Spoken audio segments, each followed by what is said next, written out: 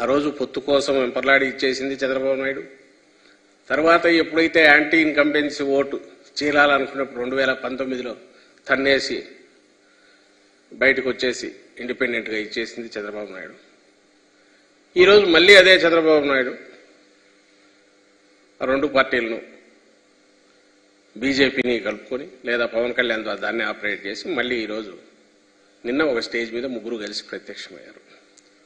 కనీసం నిన్న ఏం చేసిండాలి? ఫస్ట్ ఓ సంజాయిషి ఇవ్వాలి. అసలు 2014లో ఏమనుకొని కలిశారు? ఇచ్చిన హామీల పరిస్థితి ఏంది? తర్వాత ఎందుకు విడిపోయారు? ఈరోజు మళ్ళీ ఎందుకు కలిశారు? మీ అందరికి గుర్తుంటుంది 2014లో పొత్తు పెట్టుకోవడమే కాదు, వందల కొద్దీ హామీలు గుప్పించడమే కాదు, అప్పుడు నారా చంద్రబాబు నాయుడు అనే సంతకంతో ముగ్గురి ఫోటోలు పెట్టుకొని ఇటు మోడీ, అటు చంద్రబాబు నాయుడు, ఇక్కడ పవన్ కళ్యాణ్ గారు. సరే, ఎన్టీఆర్ ఆయనంటే ఎన్నికల సమయంలో అక్కడ పక్కన దుమ్ము దులిపి తీసి పెట్టుకుంటాడు, మళ్ళీ అయిపోగానే పక్కన పెట్టేస్తాడు ఈయనకు అవసరమైనప్పుడు. అప్పటికి ఇప్పటికీ బహుశా నేను అనుకోవడం తేడా అంటే 10 ఏళ్ళు అయింది కాబట్టి కొంచెం వయసు పెరిగింది, గడ్డాలు వచ్చింటాయి, ఇంకొంచెం నెరిసింటాయి, డిఫరెంట్గా వస్తా ఫోటోల్లో తేడా కనపడుతుందేమో అని మిగిలిందంతా సేమ్ వాళ్లే. కింద చంద్రబాబు నాయుడు, నారా చంద్రబాబు నాయుడు సంతకం. ఇది క్లుప్తంగా మేనిఫెస్టోలో ముఖ్యమైన హామీలు అవి ఇక్కడ పెడుతూ వీటన్నిటికీ మాది పూచి అని ఆ రోజు రాష్ట్రం అంతటా ఇల్లు మొత్తం పంచారు. దాంట్లో 4-5 చూస్తే ఇవి కాక 600 హామీలు ఇచ్చినట్టున్నాడు మేనిఫెస్టోలో. లేకపోతే అదైతే ఇప్పుడు దొరకట్లే. ఇదేమంటే అప్పుడే తీసి పెట్టుకున్నాం కాబట్టి ఆ తర్వాత డిలీట్ చేసేశారు మేనిఫెస్టో. ఇందులో రైతు రుణమాఫీ ఉంది, డ్వాక్రా రుణాల రద్దు ఉంది, ఆడబిడ్డ పుట్టగానే 25,000 రూపాయలు వేస్తామనేది ఉంది, జాబు కావాలంటే బాబు రావాలనే దాంతో ఉద్యోగం వచ్చే వరకు నెలకు 2,000 రూపాయలు నిరుద్యోగులకు ఇస్తామనింది, అర్హులందరికీ 3 సెంట్ల స్థలంలో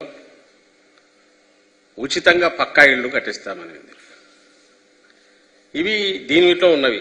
ఇదే ఎందుకు చూస్తున్నారంటే ఇక్కడ బాగా ప్రామినెంట్గా ఇంటింటికి పంచినారు, ముగ్గురు ఫోటోలు పెట్టినారు, అండ్ చంద్రబాబు నాయుడు సంతకం కూడా ఉంది. అందువల్ల దీన్ని చూపిస్తున్నాం. దీనికి సంజాయిషి ఇచ్చి ఉండాలి, ఎందుకంటే ఇవేం జరగలేదు కాబట్టి.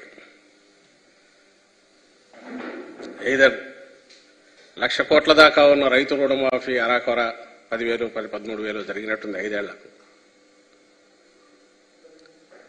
మీ బంగారం కూడా ఇళ్లకు తెప్పిస్తానన్న దాంట్లో అంతా కలిపితే 1,00,000 కోట్ల పైన ఉంది.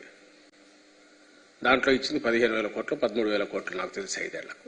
ఇంకా మిగిలినవైతే అసలు ఏదీ లేవు. ఇంత అబద్ధాలు మోసపూరితమైనవి ఇచ్చి పైగా ఆ కూటమి అనేది కూడా పూర్తి 5 ఏళ్ళు కూడా ఉండకుండా మళ్ళీ ఇప్పుడు ఏ మోహం పెట్టుకుని ముగ్గురు ఒకే స్టేజ్ మీదకి వచ్చారు. ఈ స్టేజ్ మీద నిలబడి మళ్ళీ రాష్ట్ర ప్రజలకు పిలుపు ఇవ్వగలిగారు అనేది ప్రశ్న. నిన్నటి సభ ఏదైనా అది దేనికైనా ఒక గుర్తుగా దేని ఇండికేట్ చేస్తుంది అంటే అబద్ధాలు, వంచన, అలాగే బాధ్యతారాహిత్యం, అలాగే ఈ రాష్ట్రమన్నా ఆంధ్ర రాష్ట్ర ప్రజలన్నా వీళ్ళు ఏం చేసినా వీళ్ళ దగ్గర చెల్లుతుంది, వీళ్ళను మోసం చేయడం చాలా సులభం అనే ఒక లెక్కలేనితనం ఇది బాగా కనపడుతుంది నేటి సభలో. నిజంగానే మామూలు మనమైనా ఎవరోనా ఇది మనకు ప్రామిస్ చేసి ఆ తర్వాత చేయలేకపోతే నెక్స్ట్ కనపడి మళ్ళీ ఏదన్నా అడగాలనుకున్నప్పుడు ఆ రోజు చేసినప్పుడు చేయలేదు కదా అని అడుగుతాం. మరి రాష్ట్ర ప్రజలు అడగరనుకున్నారా? గుర్తు ఉండదనుకున్నారా? మర్చిపోయి ఉంటారనుకున్నారా?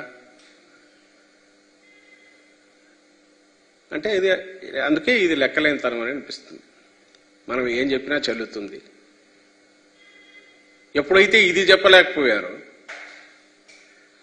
లేదు ఇప్పుడు ఏం చేస్తామనో చెప్తే నమ్మరను కేవలం జగన్మోహన్ రెడ్డి గారి మీద దుమ్మెత్తిపోయడం, నోటికొచ్చినట్టు ఆయన తిట్టడం.